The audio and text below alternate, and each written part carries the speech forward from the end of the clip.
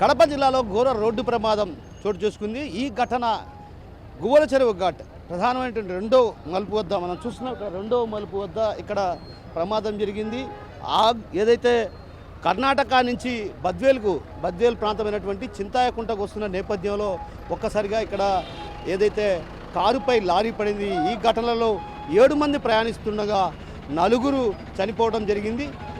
ఇందులో మహిళలు కూడా మృత్యువాత పడినటువంటి పరిస్థితి ప్రధానంగా మనం గమనించవచ్చు. విజువల్స్లో కూడా ఇక్కడ అతిపెద్ద మలుపు, ఈ మలుపు వద్ద ఒక్కసారిగా వాహనం మనం చూడొచ్చు, వాహనం కూడా నుజ్జునుజ్జైన పరిస్థితి. ఇప్పటికే ఇక్కడికి పోలీసులు కూడా చేరుకోవడం జరిగింది. పోలీసులు కూడా ఇక్కడ సహాయక చర్యలు చేపట్టారు. దాదాపు 2 గంటల పాటు పోలీసులు శ్రమించాల్సి వచ్చింది. పోలీసులు శ్రమించి ఆ తర్వాత ఇక్కడ ఉన్నటువంటి మృతదేహాలన్నింటినీ కూడా వెలికి తీసిన పరిస్థితి మనం చూడొచ్చు. ప్రధానంగా విజువల్స్లో దాదాపు గంట పాటు పూర్తిగా ట్రాఫిక్ కూడా పూర్తిగా నిలిచిపోయిన పరిస్థితి.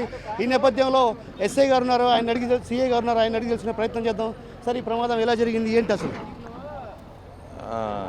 పూర్తి సమాచారం రావాల్సింది. ప్రాథమిక సమాచారం మేరకు ఈ 4th ఘాట్ దగ్గర కారును ఓవర్టేక్ చేయబోయి లారీ గుద్దడం వల్ల లారీలోని బ్యాగులు మరియు లారీ మీద పడడం వల్ల కారు నుజ్జునుజ్జైంది. ప్రమాద స్థలంలో 2 చనిపోయినారు. మిగతా వాళ్ళని 5 మందిని హాస్పిటల్ షిఫ్ట్ చేస్తాము. మిగతా వివరాలు తెలియాల్సింది. 4 చనిపోయారు, 2 పిల్లలు కూడా చనిపోయిన వారిలో ఉన్నారని అంటున్నారు. మీరు ఎంత పాటు శ్రమించాల్సి వచ్చింది, ఏంటి పరిస్థితి?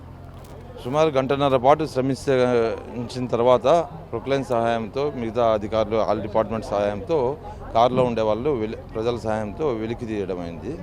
2 స్పాట్ డైడ్గా అయింది. మిగతా వాళ్ళని హాస్పిటల్ షిఫ్ట్ చేసినాము. పరిస్థితి డాక్టర్లను అడిగి వివరాలు కనుక్కోవాల్సి ఉంది. సార్, మీరు ఏ ప్రాంతానికి చెందిన వారు అయి ఉంటారని మీకు అంచనా ఇప్పటికే తెలిసి ఉంటుంది కదా, ఒక రకంగా సమాచారం ఏదైనా? సో మొత్తం మీద ఏదైతే ఇక్కడ ఉన్నటువంటి ప్రమాదం జరిగినటువంటి తీరు మాత్రం ఒక రకంగా బాధాకరం, విచారకరం.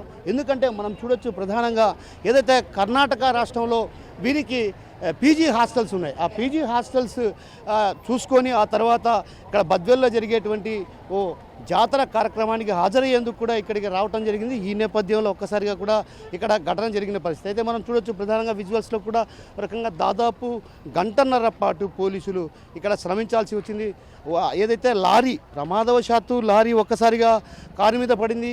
కారు పూర్తిగా నుజ్జునుజ్జైన పరిస్థితి, కారు నుజ్జునుజ్జయింది. ఆ తర్వాత ఏదైతే లారీ డ్రైవర్ కూడా ఒక రకంగా లారీ డ్రైవర్ పూర్తి స్థాయిలో బ్రేక్ ఫెయిల్ అయింది. మీరు ప్రత్యక్ష సాక్షి ఇక్కడ చూశారా? ఏం జరిగింది, అసలు ఏం జరిగింది చెప్పండి. బండి స్పీడ్ మీద పోయి రన్నింగ్లో పోయి దాని మీద పడిపోయింది. రన్నింగ్ వెనక నుంచి బ్యాక్ సైడ్ నుంచి వచ్చే రన్నింగ్లో కట్ అయ్యి చేసుకోలేక స్పీడ్ మీద లోడ్ మీద వాలి కారు మీద పడిపోయింది. సో ఏదైతే రోడ్డు మీద ఒక్కసారిగా స్పీడ్ కంట్రోల్ చేసుకోలేక రోడ్డు మీద పడిపోయారన్నటువంటి విషయాన్ని చెప్తున్నారు. మరొకరు ఉన్నారు, వారిని అడిగి తెలుసుకునే ప్రయత్నం చేద్దాం.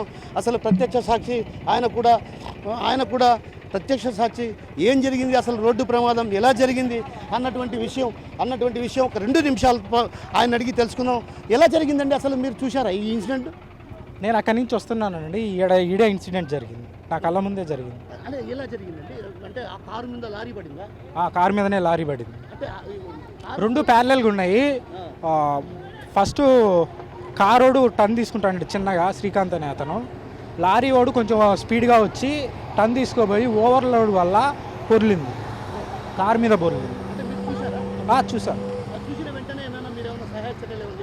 మేము అక్కడికి వెళ్ళి పాపను బయటికి తీసామండి. పాప ఒకటి బతుకున్నది, అంటే పాప ఒకటి కనిపిస్తూ ఉన్నది. పాపకి ఏం కాలేదు, బయటికి తీసాము. మిగతా వాళ్ళని ఇప్పుడు క్రేన్ సహాయంతో అది తీసి అందరినీ బయటికి తీసి 7 మంది ఉన్నారు. లేదు, ఇప్పుడు ఆడికి రిమ్స్ పోతే తెలుస్తుందండి. మా పక్క ఊరు వాళ్ళది.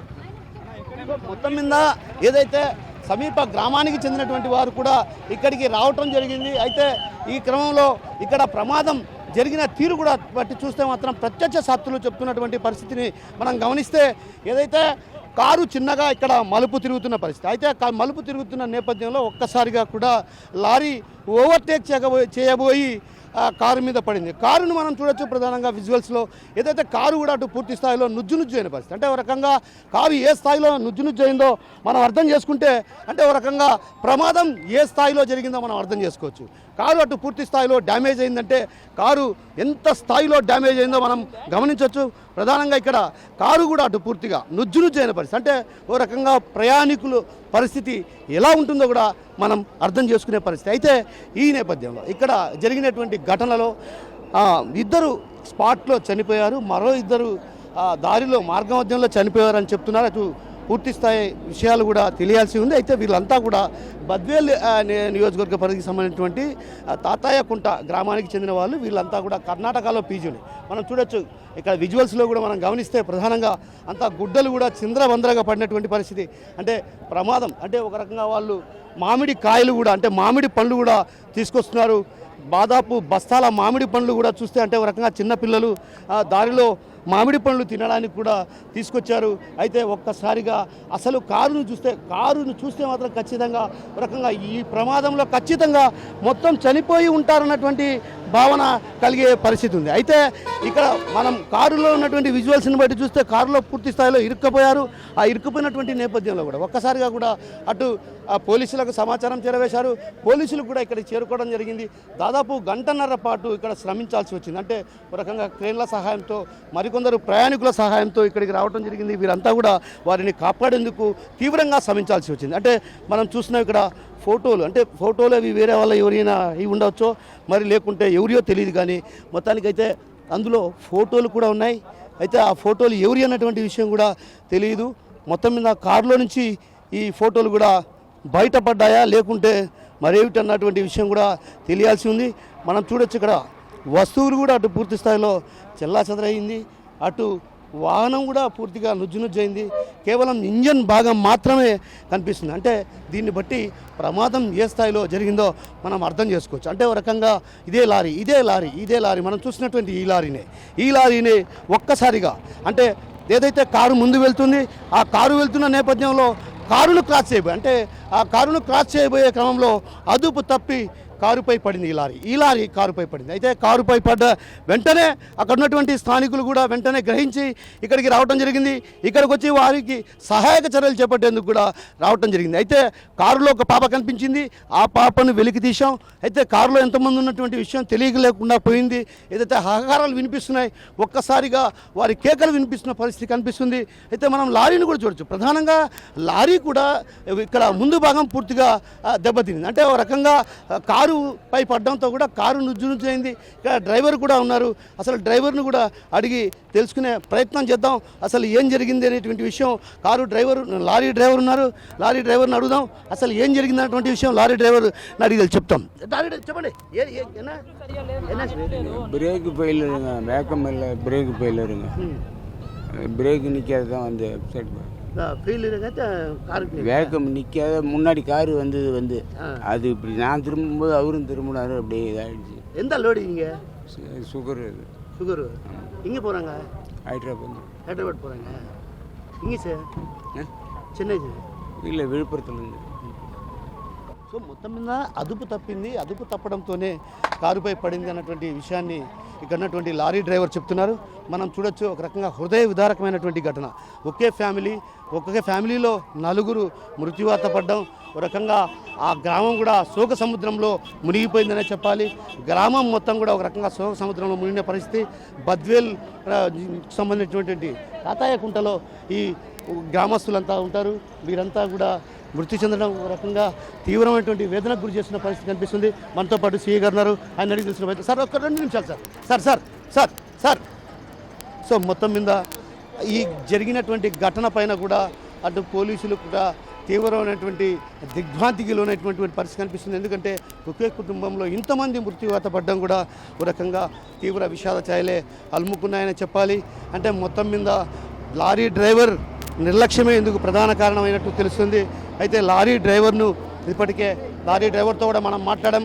లారీ డ్రైవర్ చెప్తున్నది ఏంటంటే, తాను షుగర్ తీసుకొని హైదరాబాద్కు వెళ్తున్న క్రమంలో ఒక్కసారిగా ఇక్కడ ఏదైతే కారు ముందు వైపు వెళ్తుంది, తన అదుపు తప్పడంతో ఒక్కసారిపై కారు ముందు భాగం ఏదైతే లారీ ముందు భాగం కారుపై పడింది. కారు పూర్తి స్థాయిలో నుజ్జునుజ్జయింది. నుజ్జునుజ్జు కావడంతో వెంటనే ఉన్నటువంటి స్థానికులు కాపాడటం జరిగింది. అయితే కాపాడినటువంటి నేపథ్యంలో కూడా ఇద్దరు దారిలో మృత్యువాత పడ్డారు.